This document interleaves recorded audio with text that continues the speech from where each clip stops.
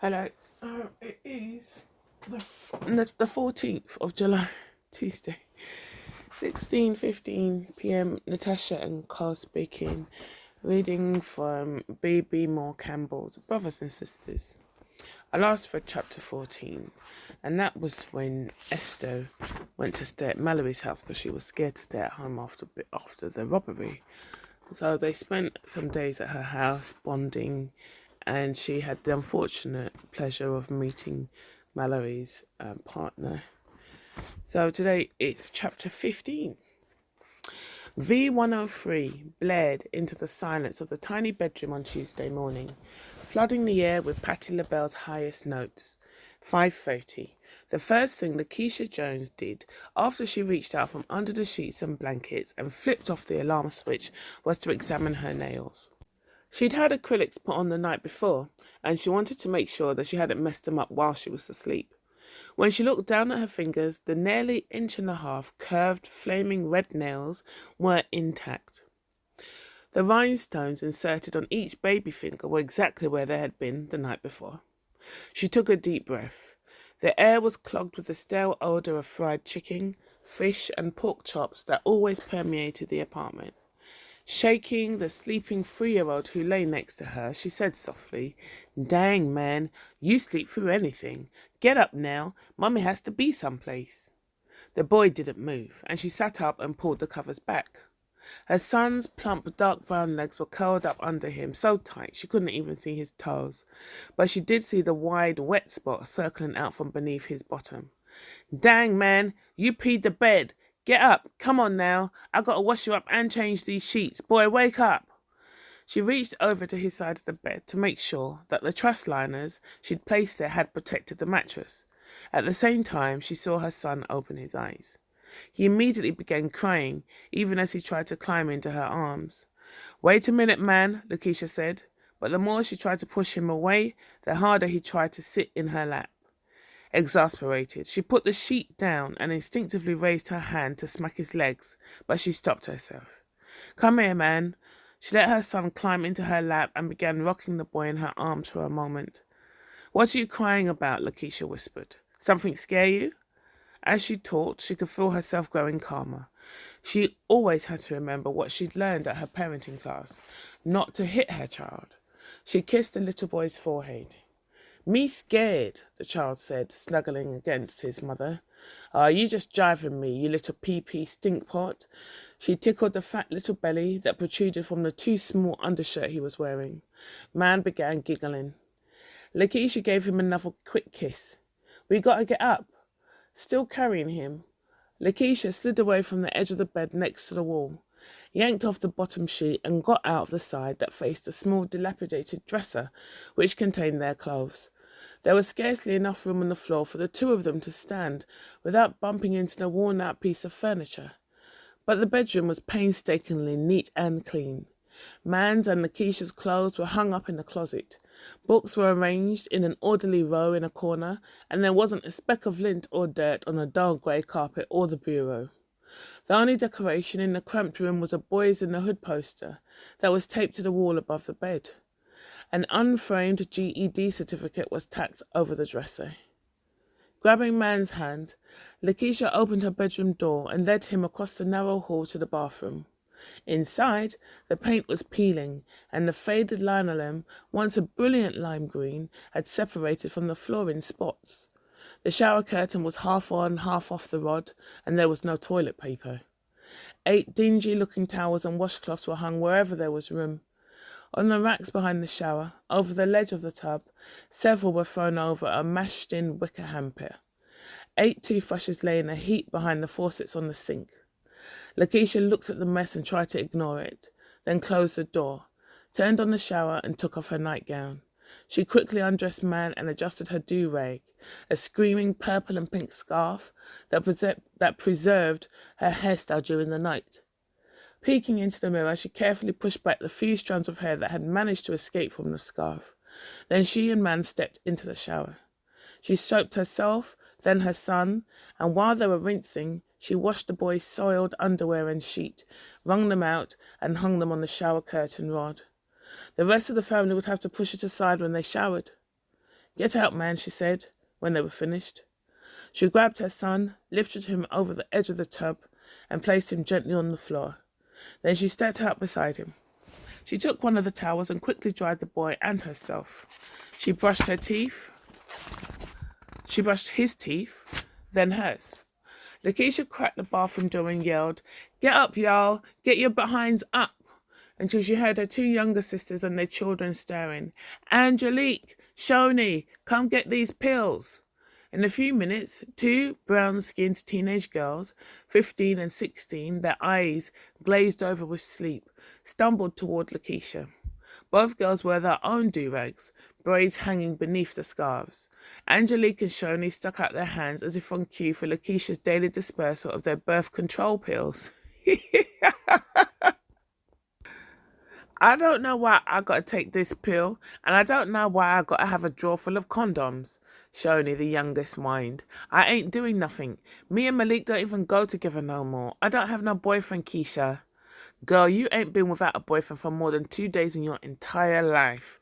Look, I told you before, and if you're gonna do something, you have to be protected. I don't want you to get AIDS, and ain't no more babies coming into this house." Shoni held the pill in her hand and chewed on her lower lip. "Girl, you better take that pill. I ain't playing with you," Lakeisha said. Shani sucked her teeth and then popped the pill into her mouth. Lakeisha turned to the older girl. "Angelique, fix toast, oatmeal and orange juice for everybody. Have it on the table in 15 minutes. "There ain't no orange juice," Angelique said sullenly. "Milk, then." "Ain't no milk." "Give everybody water." Watching her sisters walk back down the narrow hall, Lakeisha felt older than her 21 years. She could already hear their infant daughters wailing inside the small bedroom. Shoni and Angelique shared with their grandmother and their babies. Lakeisha tried never to go into her sister's room. It was a complete jumble of baby clothes and diapers, not to mention their own things. There were so many little outfits on the floor, it was impossible not to step on something. Lakeisha attempted to get her sisters to organise their possessions, but they seemed to prefer living in chaos. Shoni and Angelique had become pregnant at the same time, giving birth to premature, underweight girls within days of each other. Stupid. Just plain old stupid. That's what Lakeisha called them when they told her they were having babies. Y'all see how hard it is raising man, and don't even think them boys gonna help you, because that would make you bigger fools than you already is. In a way, she blamed herself for setting a bad example, but then so had her mother. She couldn't remember the last time she'd seen any of their daddies. Didn't even know where their pictures were. Lakeisha tried not to think about her father, because when she did, she became filled with a kind of sadness that came crashing down like an old-fashioned Venetian blind and shut out the sun and flowers. The grey, drab world inside was so lonely, so hurting. Lakeisha knew how it was when her sisters got with their daughters' fathers, because she knew how it was with her and King, Man's father. When she thought about it, her loving King wasn't even about King, at least not his whole self. Really, she only wanted pieces of him, just a portion of him to wrap herself up in so she'd feel safe. She wanted his strong arms and hands mostly, but not when his fingers were groping for her breasts or probing up inside what was between her legs. She just let that happen so she could have that other feeling. His hands lying heavy across her shoulder, circling her back, playing with her hair. Arms that held her when she was crying. Deep voice that said, "Be all right, girl." Not the wild, wet tongue kisses, but his lips pressing against her forehead, her cheek, feet running to do for her. What she craved from King was what her sisters needed too. Deep inside, their boyfriends was the daddy part. They were looking for what was missing from their lives. They ended up with babies. Angelique and Shoni refused to have abortions, wouldn't even discuss the idea. "I want somebody to love me," Angelique told Lakeisha, and Shoni nodded in silent and unwavering agreement. The older girl could only shake her head. Dumb, dumb, dumb. Not that she hadn't been just as stupid. Couldn't nobody tell her nothing either. She was so full of love and dreams when she discovered that she was pregnant, thinking King was going to marry her and take care of the baby, believing he was going to quit gangbanging and dealing, get a job, buy them a house and come home every night. And the baby. The baby was supposed to love her and always be there for her. Well, she found out the hard way that babies are the ones who need the attention, and they don't care if you're tired or broke. They just keep on needing, and you have to keep on giving. Be still, she snapped as Man wiggled on the toilet seat. You do anything yet? He grunted loudly and screwed his face into a frightening grimace. I did it, he grinned. But when Lakeisha investigated her son's claims, there was nothing in the toilet bowl but water. Man giggled wildly. The thought of fooling his mother was so uproarious to contain. She sighed, then took a birth control pill from the pack and swallowed it. Come on, boy. She grabbed her naked son around his middle and carried him down the hall to their bedroom. A few minutes later, there was a knock at the door. When Lakeisha opened it, her grandmother, a thin, tired-looking woman, was standing in front of her, holding a cigarette between two skinny fingers with swollen knuckles. She let the ashes fall into the top of a mayonnaise jar she carried in her other hand. Your mama's still on the living room floor where she fell out last night, she said flatly. Lakeisha pulled a bright yellow and green Gap Kid shirt over Man's head, ignoring his yelps of protest, then helped him step into matching shorts and a pair of bright yellow Nikes. Her son's father didn't give her money regularly, but he was very generous about providing outfits. He wanted his child to look good, in the baby gangbanger tradition. Feeding him was another matter. You look nice, Man, she said. Then she turned to her grandmother. She wet? No, her grandmother said, the smoke coming out of her mouth in tiny puffs. Leave her butt right on the floor, mother, Lakeisha said. Just don't make no sense, the old woman muttered, speaking more to herself than to her grandchild. You said her be a nice-looking woman. She shook her head, and wisps of grey hair fell against the sides of her face. She got in with them bad men, one right after the other. There wasn't no count, not a one of them. She drew herself up. Now, my husband took care of his children till the day he died. Now, all of y'all got babies and ain't got no husbands. This family going backwards. Your mama come in here around 2 or 3 just to carry in on. And then when I told her, Mother, I don't have time for all that, Lakeisha said wearily. She picked up a brush from the top of the bureau and began taking quick, vigorous stripes at Man's hair. The boy needed a haircut. The zigzag lines the barber had cut him were almost completely covered with new growth. Lakeisha looked in a plastic dish on the bureau and picked out a miniature diamond stud earring. She crouched down next to the small boy and pushed the jewelry into the tiny hole in his ear. Getting Man's ear pierced was King's doing. He wanted the boy to have holes in both his ears, but Lakeisha felt so guilty when she heard Man screaming, as the woman in the jewelry store pierced the first earlobe, that she wouldn't allow a second. After she and King broke up, she used to think about letting the hole close, but no matter how long she didn't put an earring in, it stayed open. Mother, would you give Man some breakfast while I get dressed? Lakeisha poked her head out the door. Angelique, she yelled, breakfast ready? In a minute, her sister hollered back. The grandmother eyed the clothes that were carefully laid out on Lakeisha's bed, taking special note of the black heels and purse. Where are you on your way to? Go and see your caseworker? Uh-huh. What are you getting so dressed up for? She eyed her suspiciously. Keisha, ain't no butter, Angelique called from the kitchen. Go next door, she yelled.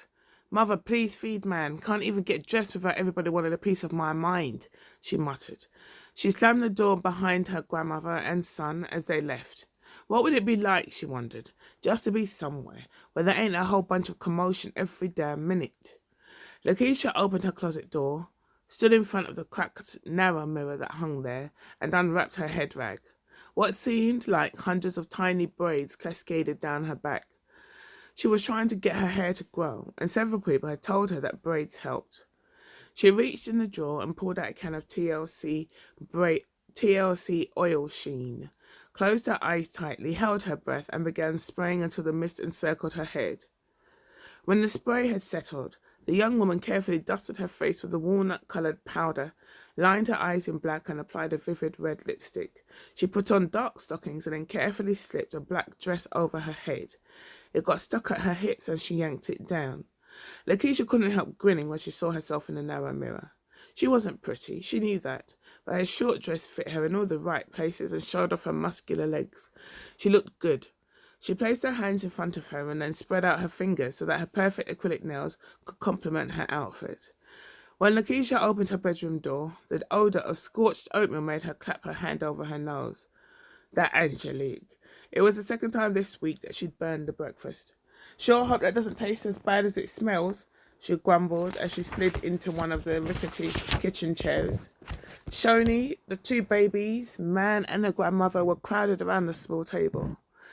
Behind them, the sink was filled with dishes from the previous night as well as some from this morning. Paper and plastic bags had fallen from a haphazard stack at the top of the refrigerator to a cluttered heap on the floor.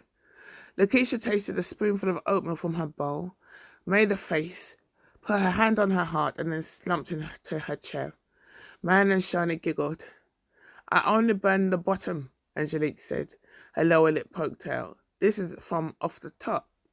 The same defiant lip began to tremble dangerously, and then, without warning, the teenager slammed the pot of oatmeal on the table. Girl, Lakeisha shouted, jumping up from her seat. I was just playing with you. How I'm supposed to cook breakfast for everybody, watch my baby and get ready to go to school? How I'm supposed to do that? Angelique wailed. She began to sob. Lakeisha walked over to her sister and put both her arms on her shoulder. Oh, girl, don't cry, she hugged her. Why you didn't ask Mother or Shirley to hold the baby? She wanted me. She always wants me, Angelique said, her sobs coming in waves like hiccups. It's okay, Angie. It's okay, Lakeisha said. Angelique pulled away from Lakeisha's embrace. Her thin fingers flailed the air helplessly. I don't even have time to comb my hair. You ain't got to comb your hair. You got braids, fool, Lakeisha said. Shoni and her grandmother laughed, and then even Angelique joined in. After breakfast was finished, their grandmother took over the two babies, and Angelique and Shoni rushed to their bedroom to dress, gather up their books, and sneak out of the house to school before their daughters realised they were gone. Girl, do your homework, Lakeisha asked, standing in the doorway of her sister's bedroom. The two girls looked at each other, their lips twitching, then turned to face Lakeisha. We didn't have none, Shoni said, averting her eyes. You, didn't have none lie, Lakeisha said. We got a free period. We'll get it done. Don't worry, mother, Angelique said with a giggle. You better get it done. And listen. But before she could finish, her two sisters pushed past her and bolted from the room. They rushed down the narrow hallway to the living room and ran out the front door. Lakeisha followed them to the doorway and then watched as they scrambled down the steps that led from their apartment to the street. Her two sisters ran, looking over their shoulders at her and laughing. She had to chuckle to herself. That's the way they should be, she thought, watching Angelique and Shoni racing down the block, their braids flying, their faces lit up with happiness. Then she frowned as she saw her sister stop at the corner and proceed up a street that led away from the school. She was racing out the door before she stopped herself. She could catch them, she thought, march them right up to school. But what good would that do? A few minutes later, Lakeisha was standing at the front door again, holding Man's hand. Mother, we're about to leave, she called out to her grandmother. She heard a slow muffled sound, like a rock being dragged across the ground. When she looked up, her mother was standing in front of her. Annie's hair was wild and tangled. Her too small dress was stained and wrinkled, and the bloodshot eyes were lit up with unmistakable venom. She looked 50, although she wasn't even 40.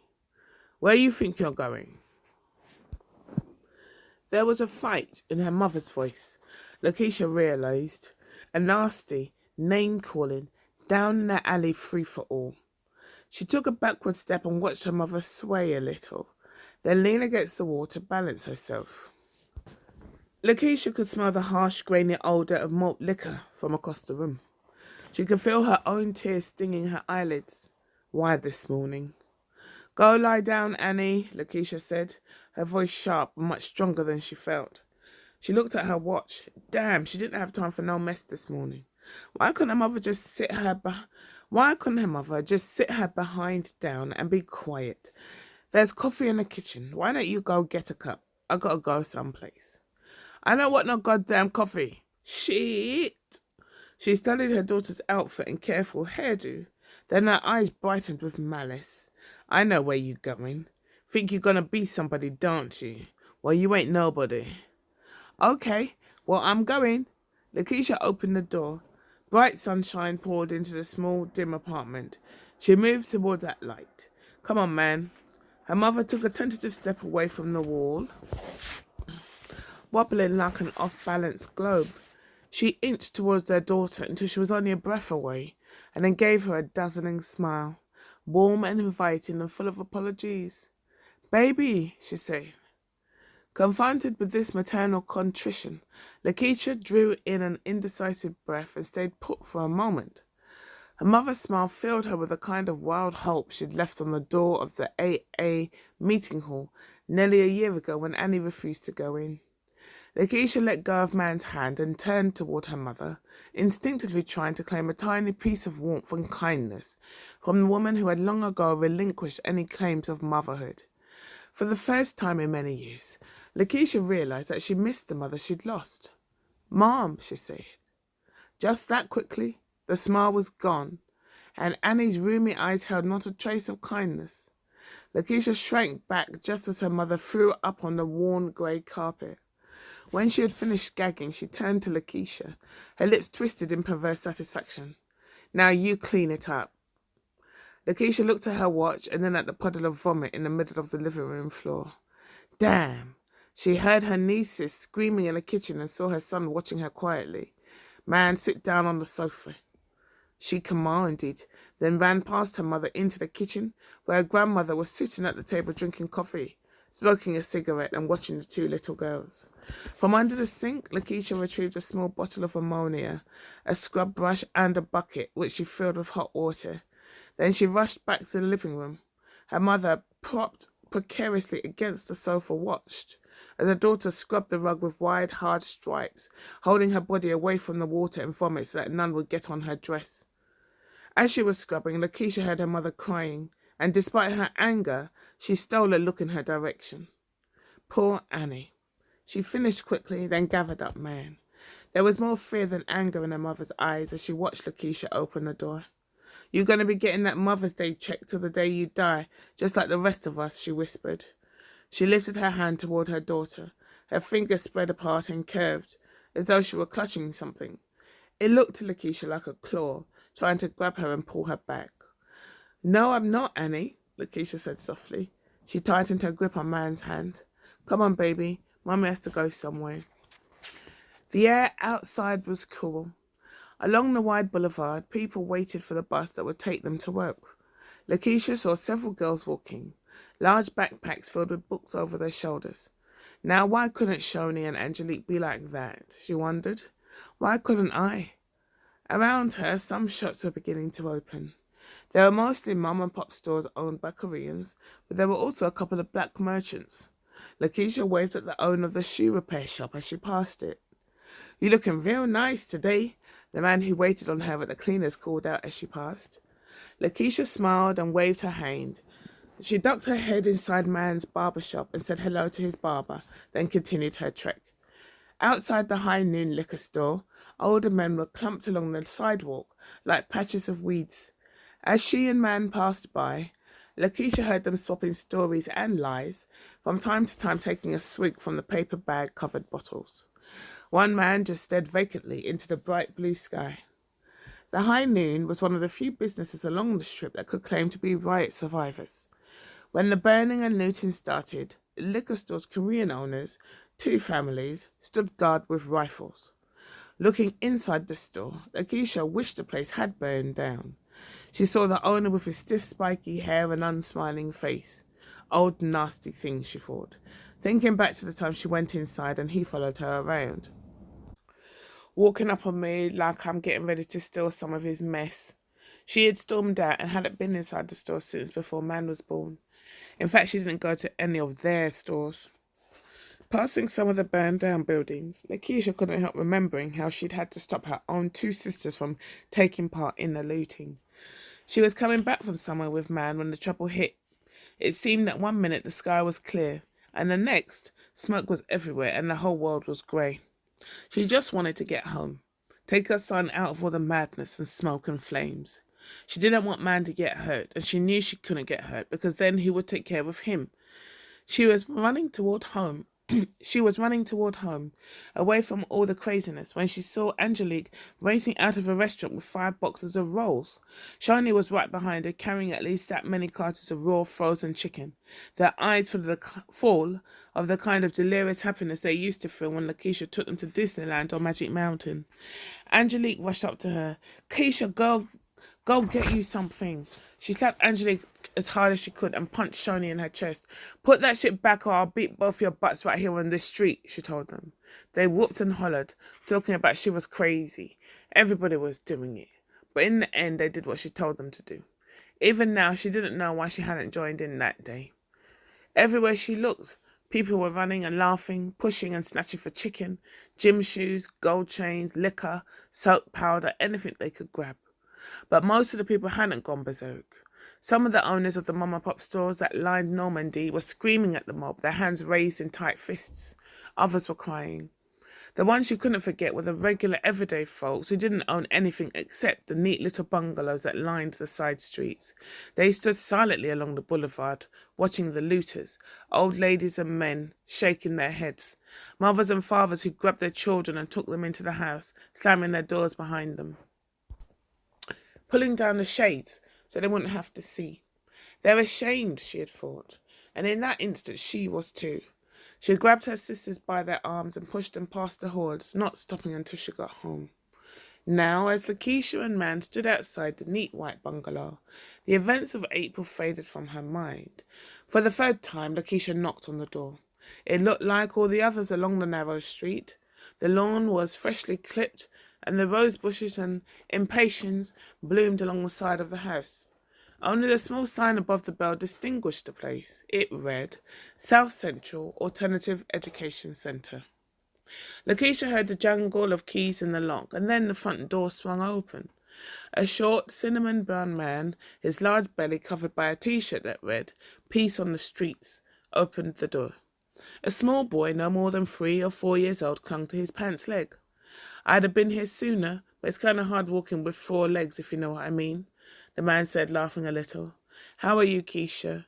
Hey, Mandela, how you doing, buddy? Hello, Mr. Clark, man. What you say? Lakeisha asked. Man hung back until Mr. Clark scooped him up in his arms and hugged him, and then he began to giggle. Come on back, the older man said. Betty wants to see you. They passed through a modestly furnished living room and dining room. There was nothing memorable about the house, except for an amazing array of photographs of children. There were pictures everywhere, on walls, on the mantel, on the dining room table, on top of the buffet, even fastened to the refrigerator in the kitchen. Everywhere were the faces of the infants, toddlers, pre-teens and teens who had passed through the Clark home. Lakeisha had met Mrs. Clark when she was in her 8th month of pregnancy. She was shopping in a grocery store and had just given the lady at the register her food stamps when a sweet-faced woman with a neat grey natural handed her a card. Sister, if you're going to be a mother, you need to be educated. Call this number after your baby is born, she told her. Then the woman took her telephone number. A few weeks after Man was born, she called Lakeisha.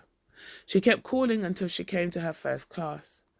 That was when Lakeisha learned that the Clarks were former teachers who'd opted for early retirement in order to start their own educational program. In that first class, surrounded by the other teenage mothers, Lakeisha heard Mrs. Clark say out loud that she was smart and that she was going places. She was going places. After that, the older woman didn't have to call because nothing could have stopped her from coming. Children's voices were singing in the back room. A is for Crispus attacks, first to die in a revolutionary fight. B is for Benjamin Banneker. He designed the city of Washington just right. About 10 children were seated in a circle on the floor of what had once been the sun porch of the home and was now the preschool.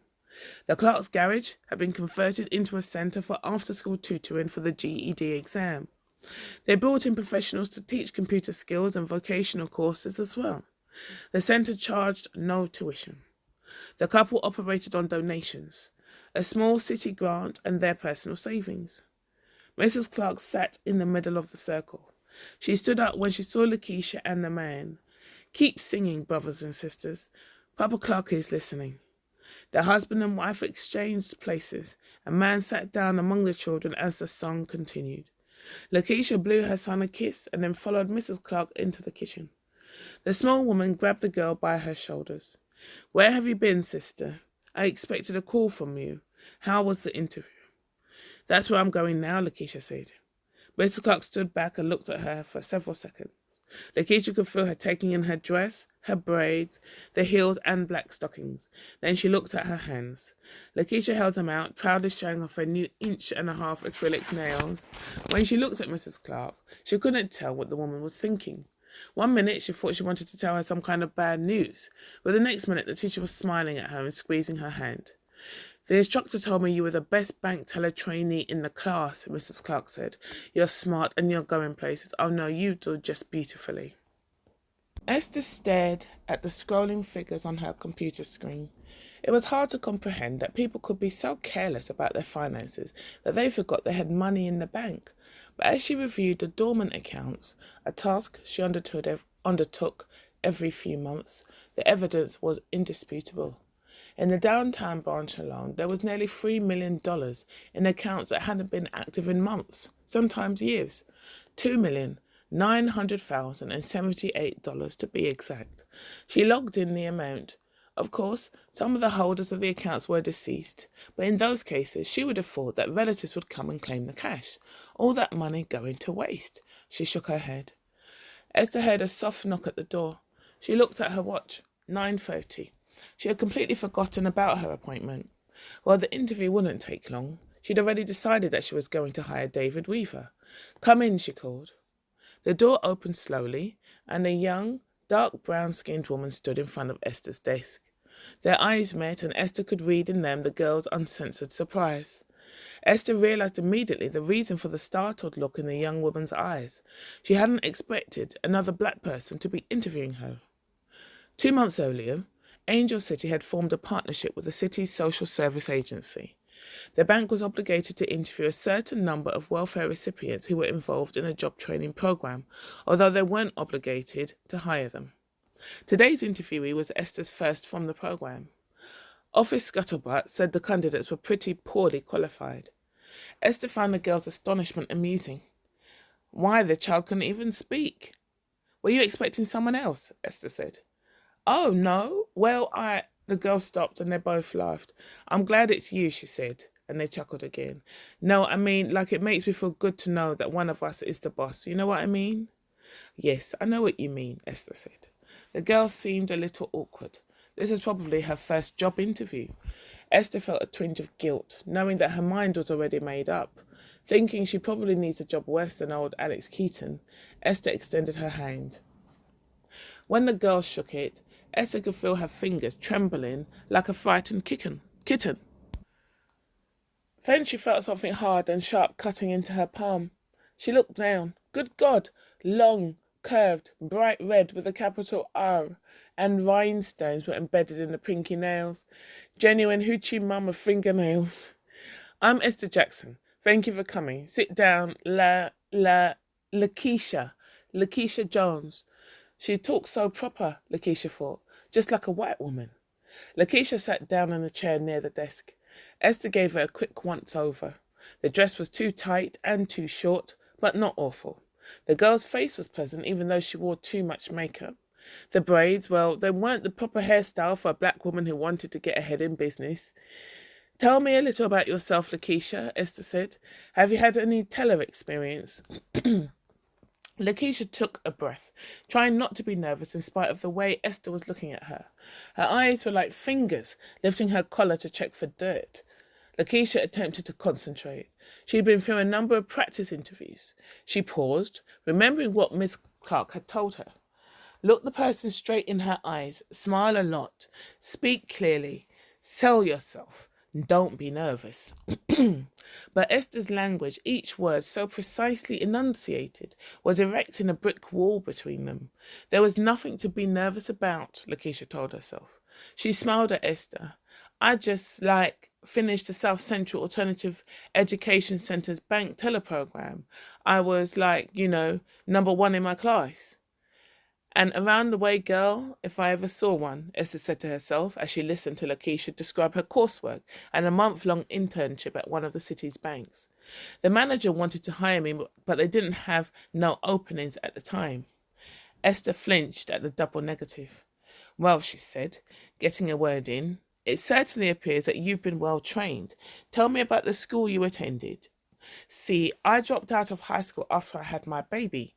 Then I met this lady named Mrs. Clark. Her and her husband run the school, and so she taught me into going there to get my GED. She has a contract with the city to train people. So after I got my GED, I decided that I wanted to take the bank teller course because, well, I'm on the county and I want to get off." Lakeisha sat back in her chair. She hadn't meant to talk so much, to get so personal. Mrs. Clark told her to be professional. Maybe she shouldn't have mentioned being on the county. She looked at Esther's black suit, the shiny low heels and all that gold jewellery she wore. Not the kind that screamed at you, but a nice quiet gold. And words came out her mouth so sharp they could draw blood. She probably thought she was white, sitting up in her own office being everybody's boss. She shouldn't have said anything about being on the county. A baby, Esther thought. She could just hear the phone calls, the excuses. The baby is sick. The babysitter can't make it. Hiring a single mother with a baby, because of course she wasn't married, was asking for trouble. She looked at Lakeisha, who was staring at her uneasily. "Do you know TIPS? Lakeisha grinned. "That's what we was trained in." Esther scratched the back of her neck. The child wasn't ready for prime time, and the bad thing about it was that she probably had no idea just how deficient she was. Esther thought fleetingly of what that arsehole Fred Gaskins would say if he were listening to her conversation with Lakeisha. He'd say that Lakeisha was another product of a substandard high school in South Central. She could just see the operations manager, his fat little light bulb head bobbing back and forth, his bantam chest heaving in and out. Fred Gaskins can go to hell, she thought to herself. She glanced at her watch. 10 o'clock. "Come with me, Lakeisha. I'd like to see what you can do." Leading the young woman out the door to the operations area, Esther guided her past the customer reps' desks, around to the back of the teller's cage. There were 5 people on duty. Hector Bonilla smiled in his usual polite manner as soon as he saw the 2 women approaching him. "Hector, I'd like you to meet Lakeisha Jones. Hector, Lakeisha and I have been chatting about the possibility of her becoming a teller here. I'd like for you two to work together for an hour or so, and then I'll come back for you, Lakeisha. Hector, may I see you for a second?" Esther walked the young man a few feet away from his station.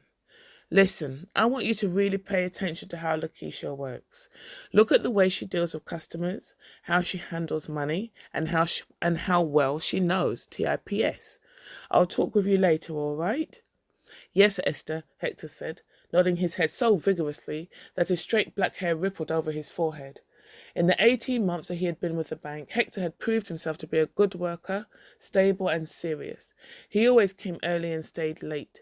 Esther knew she could depend upon him for a fair assessment. She might not hire Lakeisha this time, but if the girl had decent skills, she might consider her when there was another opening. 1 hour later, Esther stepped outside her office, caught Hector's eye and motioned him over. In a few moments, he appeared at her door and she ushered him to a seat inside. "How does she do?" Esther asked. "She is a very good worker," Hector said solemnly, his dark, serious eyes looking straight into hers. "She is polite to customers. She is accurate with money. She knows a computer system, too. I didn't have to tell her very much at all." His smile was as earnest and diffident as he was. "Thank you, Hector. Would you tell Lakeisha to come to my office, please?" "Well, Hector told me you did very well," Esther said after Lakeisha settled herself into her chair. The young woman beamed. Esther asked her a few questions about the transactions she'd just made. Finally, she stood up and extended her hand. "I've enjoyed chatting with you, and I'll be in touch." Lakeisha stood up. "My grandmother. She lives with me and she keeps my baby, even if he's sick, so you don't have to worry about that." Esther nodded her head. "Well," she said, opening the door just a little wider, "that's just fine." She felt the girl's eyes on her. "Just fine," Esther repeated, waiting for Lakeisha to leave. The young woman stepped toward her. I know I can do a good job for you. I'll come on time. I know how to be a good worker.